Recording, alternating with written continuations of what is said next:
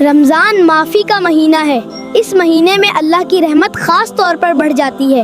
آئیے معافی مانگنا سیکھتے ہیں۔ معافی یعنی دل کی ناراضگی چھوڑ دینا اور محبت سے آگے بڑھنا۔ جب ہم سے کوئی غلطی ہو جائے تو اسے مان کر معافی مانگ لیں۔ اللہ سے سچی توبہ کریں، دل سے معافی مانگیں۔